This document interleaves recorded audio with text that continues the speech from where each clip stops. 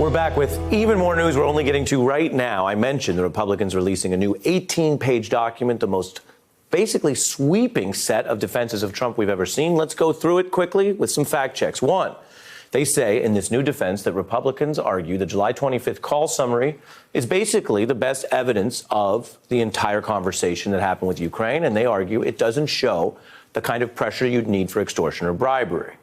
Now then, let me show you number two. I think we have this. Republicans arguing both sides have said there was no pressure on the call, although other evidence has pointed in another direction. Remember, Trump donor and Ambassador Sondland had to revise his testimony ultimately to explain he thought there was pressure. Point three in this new memo, Ukrainian government, the Republicans say, was not aware that the U.S. money was ever frozen. That's an interesting defense, and we might hear a lot more about that, including tomorrow. The idea that whatever went down, ultimately the money was released. And then number four, quote, the U.S. money, as mentioned, flowed to Ukraine in September 2019, and Republicans say Ukraine never formally investigated the Bidens.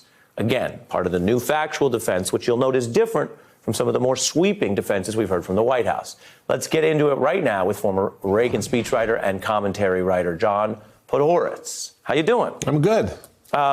This is a more specific and more factual defense from the House Republicans than what we've heard from Donald Trump's team himself. That's right. So they are trying to figure out how to lay out before things go what they're supposed to say, which is that the call wasn't bad, the aid was suspended, but nobody knew the aid was suspended. Nothing happened, no harm, no foul. This is all ridiculous, right? That's the line. If you go on in the document, which is different than my call was perfect, fall back. Well, I mean, it echoes my call was perfect, since it says that the July 25th call was ultimately anodyne, right? They were kidding. The tone was friendly. Trump said, look, I want to, do me a favor. And he wasn't even talking about Biden. He was talking about 2016 election interference, which is the continues the line. What I'm struck by here is the way in which this entire document, this 18-page document, says, and you know what? Everything is good. Trump has a long history of concern about corruption in Ukraine. We have that. Which Look at you. We have that. Quote, the body of evidence, Republicans argue today, shows Trump holds a, quote, deep-seated, genuine, and reasonable skepticism of Ukraine due to its history of pervasive corruption. No. I try to take the argument seriously. That one's very weak. No, I mean, yeah. So what this whole thing is, I think, is laying out a series of serious efforts to sort of address the points beforehand. I suspect, I know you don't like predictions, but I'm going to make a prediction. It may not be tomorrow, but it'll be sometime during this process, public process, that there will be a stunt, that Republicans are going to pull a stunt. They want to delegitimize these hearings. They do not want to act as though the hearings are legitimate, fair, reasonable, or purposeful.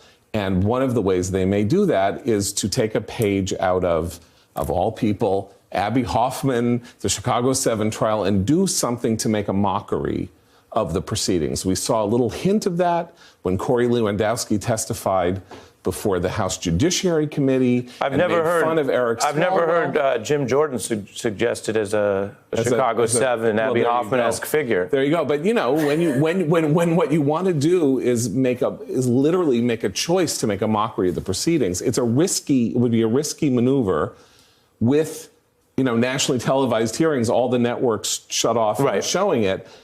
But they want to make it clear that they think that this proceeding is illegitimate, and the best way to do that isn't to behave quietly and properly. That's why we're covering this. This 18-page memo, as I've told viewers, is a more serious reckoning. As you say, that might be a prelude to something very unserious or arguing it's a kangaroo court. John, as always, thanks for being. Hey, I'm Ari Melber from MSNBC. You can see more of our videos right here, or better yet, subscribe to our YouTube channel below. You could have been anywhere in the world, but you're here with us, and we appreciate that.